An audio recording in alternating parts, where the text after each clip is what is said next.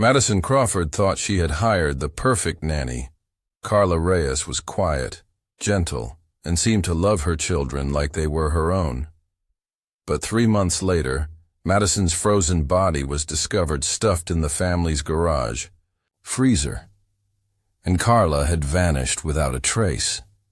The Crawfords lived in a quiet corner of Brooksville, the kind of suburban neighborhood where every lawn was neatly trimmed, every mailbox freshly painted, and everyone knew everyone else. At least, on the surface.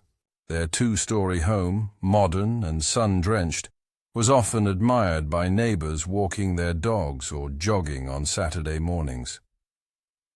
With a silver SUV parked in the driveway and laughter often drifting from the backyard, the Crawford family looked like the ideal version of success.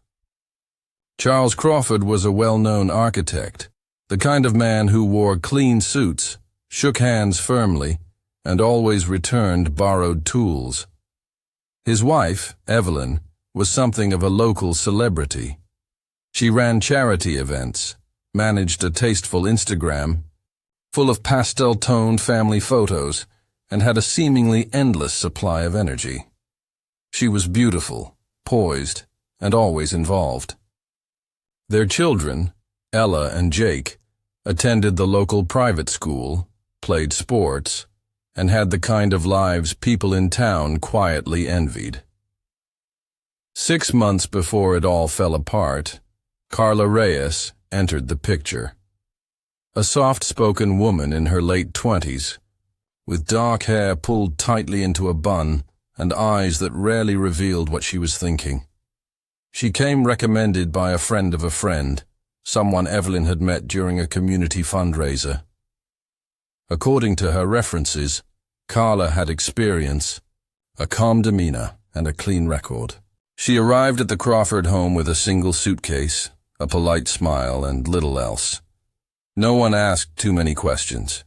She wasn't there to be part of the family, just to help out, to pick the kids up from school, prepare simple meals, and manage the bedtime chaos. She moved into the small guest room above the garage and quickly blended into the background of the family's routine. At first, everything seemed normal. Evelyn introduced Carla to a few other mothers at school. Pickup, saying she was a godsend, and praising her quiet, efficient way of managing the children. Carla never tried to be anyone's friend, but she wasn't unfriendly either. She was just there, present, but distant. She rarely left the house except to pick up groceries or take the kids to school. She didn't join in during family dinners or pose for pictures. She simply did her job and stayed out of the way. Charles liked her. Evelyn seemed satisfied. The kids adjusted. Life moved forward. But small things started to change, slowly and almost imperceptibly. Evelyn began canceling social events she once loved attending. She missed 2 PTA meetings in a row, something that hadn't happened in years. She started declining lunch invitations and stopped posting on her carefully curated Instagram. When asked, Charles said she was focused on the kids or taking a break from the noise. No one thought much of it. Life got busy. People grew distant, sometimes, but those who knew Evelyn well felt something wasn't quite right. She had always thrived in social settings. She loved being seen, being heard, being involved. Suddenly, she was nowhere. One neighbor noticed that Evelyn had started leaving the house less and less. Her car sat idle for days at a time. Curtains that were usually open to let in the sunlight were drawn closed. Even the cheerful sounds that once echoed from the Crawford backyard, kids laughing, sprinklers running, Evelyn humming while she gardened, had gone silent. The only person anyone saw regularly was Carla. She kept the kids on their schedule, picked them up in Evelyn's car, made small talk with teachers, and returned to the house without lingering. She didn't attend neighborhood events or join the kids for playdates. She was polite but detached. And oddly, no one really knew where she had come from. Evelyn had mentioned her once or twice, calling her a lucky find, but offered little. More. There were no pictures of her in the house, no posts about her on Evelyn's social media. It was as though Carla existed only inside the walls of the Crawford home. When Evelyn missed her monthly book club for the third time, her friends began to worry. One of them stopped by the house unannounced, bringing a small box of muffins and a polite excuse to check in. Carla answered the door, her expression calm but unreadable. She said Evelyn was feeling under the weather and thanked the visitor before gently closing the door. That was the last time any of Evelyn's friends saw anyone at the house other than the nanny or the children. Then, strange things began happening that didn't seem strange at the time. The family's dog, an older golden retriever named Sandy, was suddenly gone. When asked, Charles casually said the dog had been rehomed due to allergies. Evelyn, a lifelong animal lover, had once called Sandy her third child. The explanation didn't sit right, but no one pushed. A week later, one of the security cameras was removed from its mount above the garage. Another was found covered with duct tape. Charles blamed it on a tech upgrade. No one questioned him. More time passed. Evelyn remained missing from public view. Her name faded from the community grapevine. Carla, however, seemed more present than ever, organizing the kids' school supplies, attending parent-teacher meetings, handling things Evelyn once oversaw. She always looked composed, never rushed, and never seemed to make mistakes. The children didn't seem distressed. They were quiet, polite, and responsive when asked about their mother. "She's resting," one of them said. "She's been really tired lately." Behind closed doors, though, tension had taken root. One of the children's teachers noted that Jake had drawn a picture of his family, only it didn't include his mother. When asked why, he simply shrugged. That detail was written off as a child's strange moment of creativity, but looking back, it was one of many signs no one recognized. By the time Evelyn had been unseen for nearly 3 weeks, people began to ask more direct questions. Friends left voicemails, extended family sent emails. Charles responded with vague reassurances. She was dealing with something personal. She needed space. She'd be back soon. Most accepted it at face value. Some didn't. Then came the storm, the heavy rains and wild winds that knocked out power across several parts of Brooksville. The Crawfords' backup generator, always so reliable, failed that night. The lights flickered, the alarms silenced, and for the first time in months, something hidden in the shadows of that house began to rise to the surface. It was the smell that gave it away. A thick, sour odor that crept in through the vents the next morning, clinging to the walls, soaking into the furniture. At first, Charles thought it was spoiled meat in the garage freezer. It wasn't unusual. Power outages could ruin an entire stock of food in hours. He opened the freezer lid with casual frustration, expecting the mess of half-thawed groceries and a cleanup job. Instead, he found Evelyn, wrapped in plastic, stashed behind frozen packages, her face pale, her body stiff, and contorted in the cold. Within minutes, the Crawford home was a crime scene. Yellow tape stretched across the front yard. Police cars lined the street. News cameras rolled in like vultures, ready to pick apart the perfect image the Crawfords had carefully built over the years. And the nanny, Carla Reyes, was gone. News of Evelyn Crawford's body being found in the family freezer spread through Brooksville like wildfire.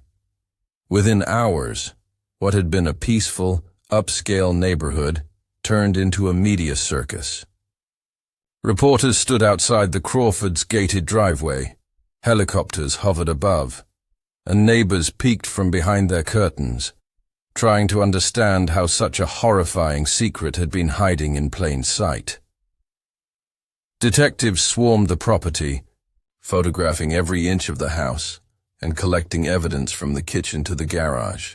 Crime scene vans pulled up, and forensic specialists in white suits moved silently through rooms that had once hosted dinner parties and birthday celebrations. Charles Crawford sat on the back porch, pale and shaking, wrapped in a police-issued blanket, while officers gently questioned him about what he had seen and how long his wife had been missing. The body had been discovered early that morning after the family's backup generator failed during a late-night thunderstorm. With the power out, the freezer in the garage, normally kept tightly sealed and humming quietly, had stopped running. By morning, the cold air had thinned, and the smell began to seep out. At first, Charles thought it was just spoiled food. But as he opened the lid and began moving items around, he noticed several tightly wrapped trash bags pushed toward the bottom. They were heavy, wet from the thawing ice, and gave off an unmistakable, nauseating odor. He pulled one open and saw a pale hand. The image of Evelyn, frozen and hidden among the groceries, would haunt him forever. The coroner estimated she had been dead for approximately 3 weeks. Her body showed no immediate signs of physical trauma, but the cold had preserved her unusually well, making it difficult to determine the exact cause of death at the scene. She was dressed in casual clothes, jeans and a sweatshirt, and her fingers were curled tightly, as if she had been clenching her hands before death. There were no defensive wounds, no obvious bruising. Toxicology and a full autopsy were ordered immediately. While the investigators worked through the house, one detail stood out above all. Carla Reyes was missing. Her room above the garage was empty. Her clothes were gone. Her few personal belongings, mostly books, toiletries, and an old cell phone, had been neatly cleared out. Her bed was made, and the room looked undisturbed, as if no one had ever lived there. The children told police she had left a few days ago and said she was visiting her sick mother, but no such mother existed. Detectives traced Carla's known identity, but what they found sent chills through the department. Carla Reyes wasn't real. The identity was fabricated. No birth certificate, no driver's license under that name, and no matching fingerprint record in any official database. The references she had provided when she was hired by the Crawfords were unreachable or outright fake. Even the friend of a friend who had supposedly recommended her couldn't be found. Surveillance footage from a gas station 2 towns over showed a woman matching Carla's description, boarding a Greyhound bus just 3 days before Evelyn's body was discovered. She was alone, wore a baseball cap low over her eyes, and carried 2 suitcases. That was the last confirmed sighting of her. Police began digging into every piece of information they could find. They subpoenaed cell phone records, pulled credit, card statements, and interviewed anyone who had interacted with the Crawfords in recent months. The children's teachers remembered Carla as professional and polite. Neighbors recalled her as quiet, a little withdrawn, but never alarming. No one had seen or heard anything unusual. No screams, no sounds of a struggle, no signs of a break-in. The house had been calm. Too calm. With Carla missing and Evelyn dead, suspicion turned toward Charles. Investigators needed to rule out his involvement, and fast.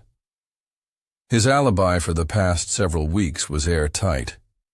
He had been at work most days, often putting in long hours at the architecture firm downtown. Security footage from the building and timestamps from his keycard access backed up his claims. Colleagues confirmed he had shown up regularly. On weekends, he had been seen with the kids at local parks and events. Charles had also reported no signs of tension or conflict in the home. He told police Evelyn had seemed tired lately, and that they had agreed she needed some rest and time away from social obligations. He insisted he had no idea she was dead just feet away in their own garage. Still, detectives found it difficult to accept that a woman could disappear from her home, be killed and hidden in a freezer, without her husband noticing a single thing. But Charles showed genuine shock and grief. His behavior after discovering the body was consistent with someone in trauma. He cooperated fully with the investigation. Eventually, police ruled him out as a suspect. The focus turned back to Carla, A. Broader search of her background revealed deeply disturbing patterns. Under different names, she had worked as a nanny in at least 3 other households across state lines over the past 5 years. In each case, she had left suddenly, just before a significant incident. One family reported missing jewelry, another experienced a house fire, and a third mentioned the mysterious disappearance of the wife, which had been ruled a runaway case at the time. None of the incidents had been connected before, but now detectives were starting to see a chilling pattern. Carla, if that was even her real name, had mastered the art of deception. She left no digital trail, no social media, no personal phone. Plan. She used prepaid phones, cash for purchases, and moved frequently. She targeted wealthy families with children, embedding herself into their daily lives until she knew their routines, weaknesses, and secrets. Then when something went wrong, or perhaps exactly when she planned it, she vanished. The community of Brooksville was paralyzed with fear. People double-checked their locks. Nannies were let go. Babysitters were questioned. Parents looked at every unfamiliar face with suspicion. What had once been a neighborhood of safety and predictability had become a place filled with quiet dread. If something so dark could happen in the Crawford home, it could happen anywhere. Charles, now a widower and sole parent, stayed mostly indoors. He granted no interviews, declined all media inquiries, and pulled his children from school, arranging for homeschooling instead. Police maintained a discreet presence outside the home, monitoring any signs that Carla might try to return, but there was nothing. It was as if she had melted into the shadows. Days turned into weeks, and still there was no trace of her. A composite sketch was released to the public, and a tip line was set up. Reports came in from all over the country, but none of them led to anything solid. Each lead seemed to go nowhere. Each clue faded as quickly as it came. Carla, or whatever her real name was, had vanished, leaving behind a family torn apart, a mother dead, and a town forever changed. The case officially remained open, but as weeks passed with no new developments, it began to settle into a grim category, an active, unsolved homicide, with a suspect still at large. The FBI stepped in after local authorities officially linked Carla Reyes to other mysterious incidents across state lines. A special task force was formed, dedicated to uncovering her real identity and piecing together the disturbing timeline of her movements. Her pattern was methodical. She would slip into families unnoticed, using kindness and competence to gain their trust. Once she had access to their lives, especially their homes, something always went wrong. The trail she left was faint, marked only by tragedy and unanswered questions. In the months following Evelyn Crawford's murder, agents retraced Carla's movements across several states. They found she had used at least 4 aliases: Sofia Morales, Anna Decker, Mia Sloan, and Carla Reyes. Each name was tied to a different nanny position. Each time, she had provided fake documents, all expertly forged. Each time, she disappeared without a trace when something suspicious happened. One family reported a kitchen fire that broke out just days after she left. Another reported their toddler being hospitalized due to an unexplained allergic reaction, with suspicions that it had not been accidental. Another woman, a mother of EQ, 2 in Pennsylvania, had gone missing. Her case had gone cold quickly, with no evidence of foul play. But now, investigators wondered if it had been another carefully hidden crime. As agents gathered evidence, they discovered something even more unsettling. In a storage unit rented under one of Carla's aliases, located in a rural area of New Jersey, they found a collection of old journals, newspaper clippings, and identification cards, most likely stolen or forged. The journals were filled with careful, obsessively neat handwriting. Some entries read like observations, almost like field notes, descriptions of families she worked for, details about their routines, their weaknesses, how they disciplined their children, how often they argued. There were notes about the layout of homes, alarm systems, and family schedules. More chilling were the newspaper clippings. They covered crimes that had occurred over the past 10 years. Unsolved murders, disappearances, house fires, and domestic disputes. Some articles were highlighted. Some had handwritten notes in the margins. None of the names in those clippings could be directly connected to Carla's employers, but the frequency and focus suggested a fascination with domestic chaos and death. She wasn't just a criminal. She was a collector of destruction. Psychological. Profilers brought into the case believed Carla had a history of early trauma, likely involving abandonment or abuse. Her behavior pointed to someone who sought control, especially over family environments. She didn't just kill. She embedded herself into the heart of people's lives and dismantled them from the inside.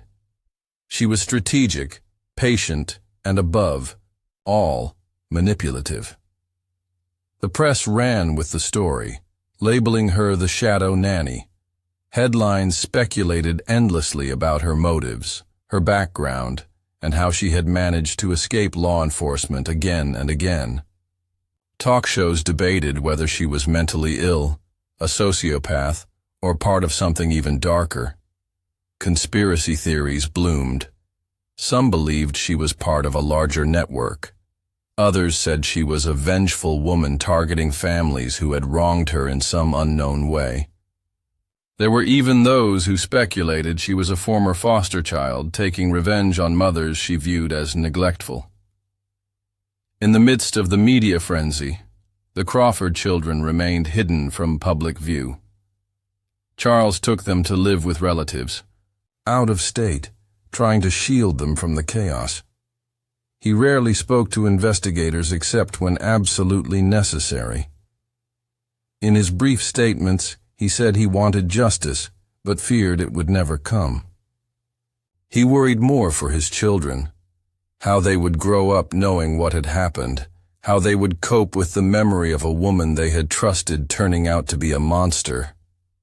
Months turned into a year. The case remained open, but cold.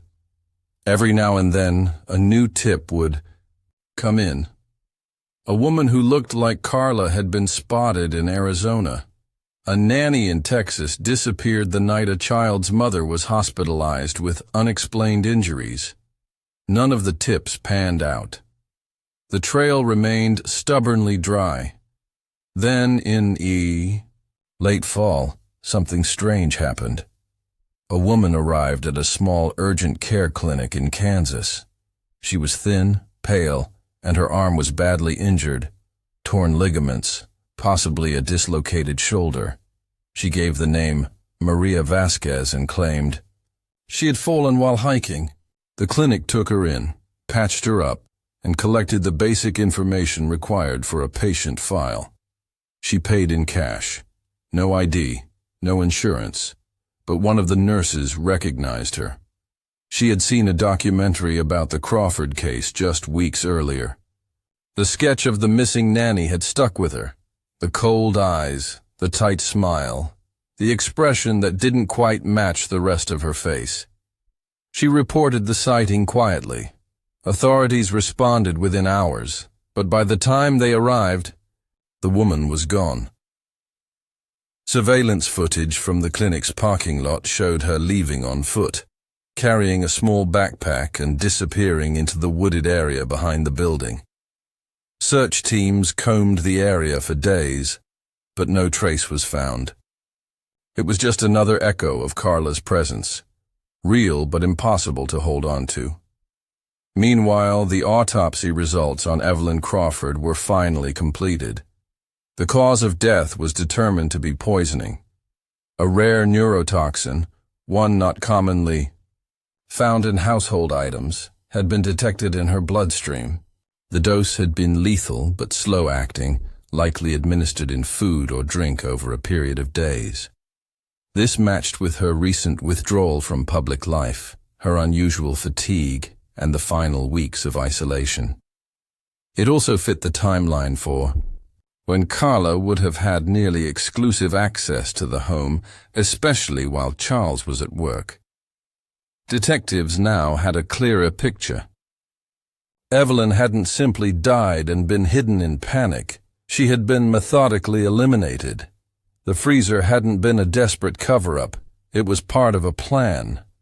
By freezing the body, Carla had delayed decomposition, avoided the smell, and bought herself time to vanish. She had taken the children to school, cleaned the house, and made dinner, all with a corpse stored a few feet away. No fingerprints were found on the poison containers recovered from the trash. No DNA evidence was left in her room. Every move Carla had made seemed calculated, almost surgical. She had erased herself before anyone realized she was a threat. Despite the lack of physical evidence tying her directly to the crime, the timeline, the toxin, the journal entries, and her sudden disappearance left no doubt in the minds of law enforcement. Carla Reyes, or whatever her real name was, had murdered Evelyn Crawford. And she had likely done it before. The question now was whether anyone would ever find her again. Nearly 2 years after Evelyn Crawford's body was found in the freezer, the case had become one of the most perplexing unsolved crimes in recent history. Despite national media coverage, extensive FBI resources, and countless tips from the public, Carla Reyes remained a ghost. Her face was printed on wanted posters and broadcast across digital billboards in major cities. True crime podcasts analyzed every detail of her known movements, while online forums buzzed with theories. Some believed she had died shortly after fleeing. Others insisted she was still out there, assuming a new identity and waiting for her next opportunity. While the world continued to speculate, the FBI quietly expanded its scope. A forensic linguist was brought in to analyze Carla's journals and notes. Patterns emerged, certain phrases repeated, an unusual cadence in how she described emotions, and a preference for passive language when referring to acts of violence. Experts believed she had formal education, possibly even training in psychology or literature. She wasn't merely cunning. She was intelligent and methodical, someone who understood how people thought and used that knowledge to manipulate them. Around this time, another breakthrough surfaced, this time from a remote part of Oregon. A retired couple, James and Marla Whitmore, had taken on a live-in caretaker for their home after Marla suffered a stroke. The woman, who called herself Isabel. Nash had responded to an ad placed in a small local paper. She was polite, reserved, and skilled with elder care. For nearly 6 months, everything was normal. Then, one day, she simply vanished. No note, no sign of struggle, just gone. A neighbor recalled her mentioning she once worked with children back east, and that she was familiar with private estate work. Curious, the neighbor searched her name online and found nothing. But she did stumble upon a news article about the Evelyn Crawford case and the sketch of Carla Reyes. She immediately contacted the authorities. Investigators rushed to Oregon and dusted the Whitmore residence for prints. Partial matches came back, too degraded for full identification, but consistent with other prints linked to Carla's previous aliases. Though they couldn't conclusively prove it was her, the circumstantial evidence was overwhelming. Isabel Nash had once again disappeared without leaving a solid trail, just as she had so many times before. With this new lead, the FBI updated her profile. They believed she had become even more cautious, likely changing her appearance and habits regularly. She avoided technology, never stayed in one place too long, and only took jobs that allowed her access to private homes, places without surveillance, where her presence wouldn't raise suspicion. She was always one step ahead. Meanwhile, Charles Crawford struggled to rebuild his life. He had returned to work part-time, but remained distant and subdued. The trauma of his wife's murder, coupled with the fear that her killer might still be watching from somewhere, never left him. He moved with quiet paranoia, often checking over his shoulder and installing multiple layers of security at every new home. His children, now older, attended school under assumed names in a different state. The family's identity had been carefully concealed to protect them, but the emotional scars remained. In an attempt to cope, Charles began working with victims' advocacy groups. He spoke privately to families who had lost loved ones to violence, offering support and advice. He never made public appearances and never mentioned Carla by name, but his involvement helped him channel his grief into something that felt purposeful, even if only slightly. Then, almost by accident, a cold case analyst working in Michigan discovered something strange.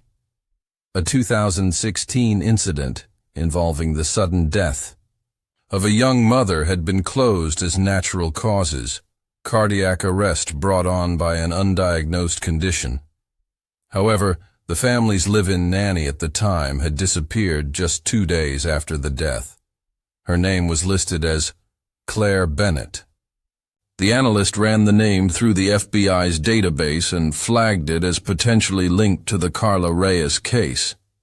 Digging deeper, the analyst compared handwriting from Claire Bennett's nanny application to entries from the journals found in New Jersey. A handwriting expert confirmed the match. It was Carla again, but this case went even deeper. The young mother's body had been cremated quickly, at the request of her husband, who believed she had died of natural causes. No autopsy had been performed. There had been no reason to suspect foul play, until now. The FBI reopened the Michigan case and tracked down the husband. He was devastated to learn that his wife's death might not have been natural. He remembered Claire as sweet and attentive, someone his children adored. She had been there during the most painful moment of his life, comforting the kids, cooking meals, even helping with the funeral arrangements. And all that time, she might have been the one who caused it. This discovery brought new attention to Carla's pattern. She didn't just target wealth or status. She infiltrated families going through stress or emotional vulnerability, divorces, illnesses, relocations. She chose her timing carefully, identifying when people were too distracted or overwhelmed, to notice small inconsistencies. Then she acted. Theories began to evolve. Some investigators believed Carla's motives weren't purely about money or control. There was an emotional component, a twisted logic in her actions. Perhaps she viewed herself as the better mother figure, stepping in to replace women she saw as flawed or undeserving. Her journals hinted at deep resentment toward neglectful mothers and absent fathers. She wrote about the importance of protecting children, almost as if she saw herself as a guardian, even as she left devastation in her wake. Despite these insights, finding her proved impossible. She used cash, avoided public transportation when possible, and frequently changed her appearance. The FBI created age-progressed sketches showing how she might look now: shorter or longer hair, different weight, new features. Still nothing turned up. Then, in a move that shocked the public, the FBI released a series of clips from surveillance footage taken from various unidentified locations, gas stations, stores, clinics, where a woman resembling Carla had been, seen in the past 3 years. Each clip was brief, unclear, and featured no sound. But side-by-side comparisons showed the same posture, the same subtle tilt of the head, the same careful, calculated movements. It was her, always just out of reach. The public was urged to come forward with any information, no matter how minor. A tip line was reopened. Posters were updated. Law enforcement doubled down on their efforts. But as one agent put it, she's not just hiding, she's living in the cracks. By now, Carla Reyes had become a mythic figure in true crime lore, a ghostly presence drifting across the country, slipping in and out of lives, always just beyond the law's grasp. The trail was still warm, but just barely. It would only take one mistake, one fingerprint, one witness, one forgotten camera, for it all to unravel. But until that happened, all anyone could do was wait. 3 years had passed since Evelyn Crawford's body was found frozen in the garage, and despite the unrelenting efforts of law enforcement, Carla Reyes remained a mystery no one could solve. Her face had been digitally aged, rendered in sketches and AI reconstructions. Psychologists profiled her. Agents chased shadows across states. Still, she evaded capture with unnerving ease. Over time, her story began to fade from the headlines, eclipsed by newer crimes and fresher tragedies. But for those whose lives had been touched by her, the passage of time brought no comfort, only a lingering sense of fear and unfinished justice. Charles Crawford tried to maintain a quiet life for his children. He relocated them again, choosing a town small enough to be unnoticed, but close enough to the resources they needed. He homeschooled them now, driven by a fear that had never truly left. There were no babysitters, no neighbors allowed inside, no strangers given trust. He monitored every lock, every camera, every sound. What had once been a family filled with laughter had turned into a cautious household of silence and routine. Then, a letter arrived. It was postmarked from a rural town in Montana, addressed not to Charles, but to a federal agent who had worked the Reyes case from the beginning. Inside was a single piece of paper. Typed. No signature. She doesn't kill to escape. She kills to start over. Each home is a rehearsal for the life she thinks she deserves. When they don't meet her expectations, she resets the stage. You'll never catch her looking backward. You have to look where she's pretending to belong.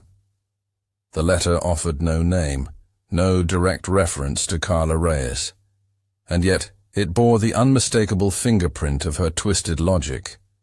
Linguistic analysts confirmed the phrasing and tone matched the journals previously found in New Jersey. It was her. This was the first sign of her in almost a year. A quiet taunt. A breadcrumb. Agents began searching in Montana, combing through towns small enough to vanish in. They looked for new hires at preschools, assisted living facilities, domestic service agencies, any place where a woman using a fake name could blend into a private setting. In one village near the mountains, a local church had hired a woman named Grace Allen as a part-time housekeeper. She had no family, claimed to have relocated from Canada, and was beloved by the older congregation for her kindness and discretion. But when investigators arrived, she was gone. Again. Each discovery painted a clearer picture. Carla didn't just move to avoid capture. She embedded herself into communities deliberately, seeking control and comfort in equal measure. She studied people, identified their vulnerabilities, and inserted herself into their lives like a puzzle piece they didn't know they were missing. She was adaptable. She could be nurturing, submissive, invisible. And when things didn't go as planned, when reality didn't match the fantasy, she erased the problem, cleaned up the mess, and vanished. But something had shifted. The letter proved she was no longer just hiding. She was watching. She was speaking. This meant she wanted to be understood, maybe even found, but only on her terms. Shortly after the Montana incident, a peculiar fire broke out at a cabin in Swan, Wyoming. It was remote, off the grid, and listed under a fake name. A hiker passing through saw smoke and alerted the authorities. Inside, the fire had gutted most of the structure, but among the ashes they found remnants of women's clothing, medical supplies, and several burner phones. One phone had a photo stored on it, an image of a small child playing in a yard, blurry and unidentifiable, but clearly taken from a distance. This development terrified investigators.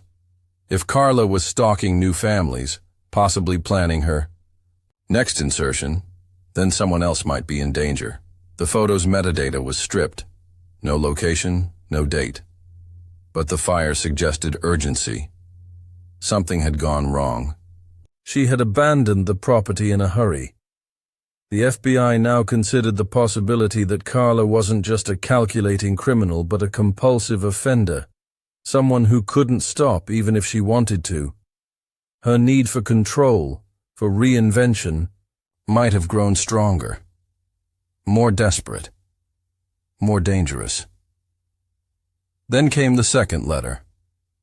This time it was addressed to a therapist in California who had spoken publicly about the Reyes case, analyzing Carla's behavior for a television interview. The letter was short. "You think I'm broken, but I'm just honest. They never listened to me. They never saw me, not even the last one." She smiled, but she wasn't real. I wanted to make her real, but she disappointed me. This cryptic message was believed to reference Evelyn Crawford. It was the most revealing statement Carla had ever made. She saw her victims not as enemies, but as people who had failed her expectations. They were roles in a script she was writing, and when the story didn't go the way she envisioned, she rewrote it through force. Investigators speculated that her upbringing had been defined by instability, possibly abandonment by a maternal figure, years spent in foster care or institutional settings, repeated disillusionment with caretakers. This trauma, left unresolved, had mutated into a need to recreate the perfect home again and again, erasing anything or anyone that threatened the illusion. But even with these insights, Carla's real name, birthplace, and origin remained unknown. No birth records, no fingerprints in national databases. She was a cipher, a woman who had spent a lifetime building masks and burning bridges. In a last effort, the FBI released a psychological appeal to the public. Not a wanted poster or a threat warning, but a message crafted to reach her directly.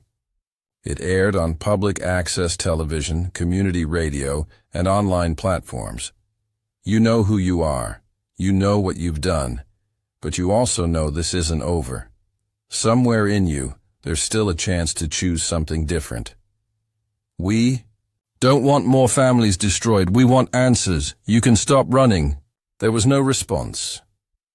To this day, Carla Reyes has not been found. Her story remains one of the most chilling reminders of how trust can be weaponized, how appearances can deceive, and how evil can sometimes wear the face of kindness. Families.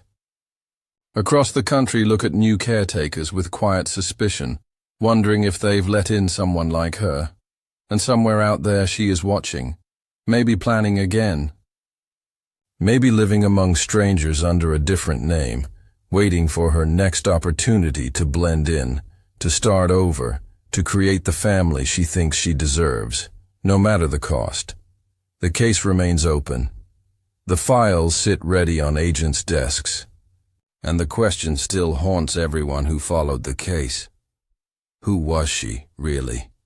And what made her become the shadow in the nursery, the poison in the teacup? The woman who smiled as she froze her employer's wife and vanished like smoke. Perhaps. The most terrifying part is this. She might already be living in someone else's home.